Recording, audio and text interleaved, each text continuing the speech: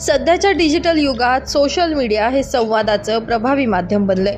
मात्र या माध्यमाचा उपयोग समाज घडवण्यासाठी झाला पाहिजे। बऱ्याचदा अफवा, खोट्या बातम्या किंवा द्वेषपूर्ण पोस्टद्वारे दोन जाती धर्मांमध्ये तेढ निर्माण करण्याचा प्रयत्न केला जातो। असे कृत्य करणाऱ्यांवर पोलिसांची नजर राहणार असून संबंधितांवर गुन्हे दाखल करण्यात येतील। समाजामध्ये शांतता आणि सुव्यवस्था, जातीय सलोखा कायम राखण्याकरिता प्रत्येकानं स्वतःच्या जबाबदारीचं भान ठेवत सहकार्य करण्याचं आवाहन सहाय्यक पोलीस निरीक्षक भास्करराव शिंदे यांनी केले।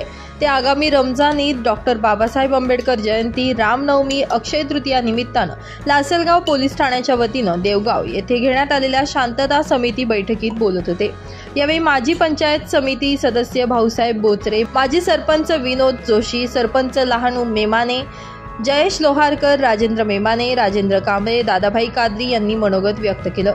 यावेळी सरपंच वैशाली आढागळे, मौलाना आलिम इनामदार, भास्कर बोचरे, पोलीस हवालदार औदुंबर मुरडणकर, पोलीस पाटील सुनील बोचरे, तंटामुक्ती समिती अध्यक्ष गोपीनाथ बोचरे, मनोहर बोचरे, प्रमोद तुपे, संपतराव आढागळे, जावेद शेख, भूषण पगारे, भारती आढागळे, रेश्मा कादरी, दिगंबर सोमवंशी, विलास शिंदे, शामराव लोहारकर, रेवणसिद्धी लोहारकर, संतोष हुजबंद, योगेश कुलथे, राजेंद्र बोचरे, उमर कादरी आदींसह बुद्धविहार समिती, मुस्लिम समाज आणि मराठा बांधव ग्रामस्थ उपस्थित होते।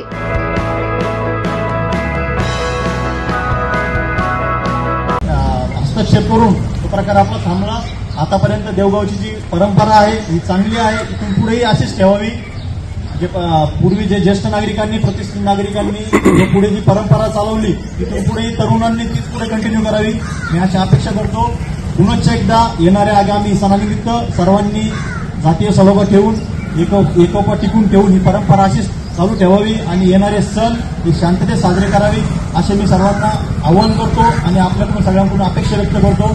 पुनश्च एकदा सर्व गावकऱ्यांनी शांतता कमिटीला इथे उपस्थिती दिली, शांततापणे ऐकून घेतले आणि योगायोग आम्हाला धीरजचाही इथे सन्मान करण्याची संधी मिळाली।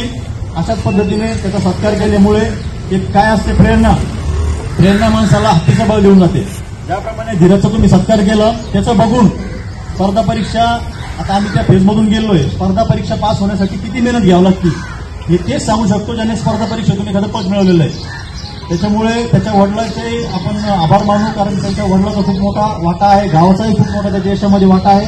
असेच ज्या पोरांची निवड होईल त्यांच्या सर्व सामूहिक ठिकाणी त्यांचा सत्कार करावा, जेणेकरून इतर विद्यार्थ्यांनाही त्या गोष्टीचा अभिमान, एक प्रेरणा मिळून तोही भविष्यात काही करेल। आणि असं नाही की बाबा धीरजच, परंतु देवगावला ही यशाची परंपरा कायम ठेवा। म्हणून एकदा सर्वांचे मी आभार व्यक्त करतो आणि माझे 2 शब्द संपवतो। जय हिंद। ब्युरो रिपोर्ट, नाशिक माझा न्यूज, नाशिक।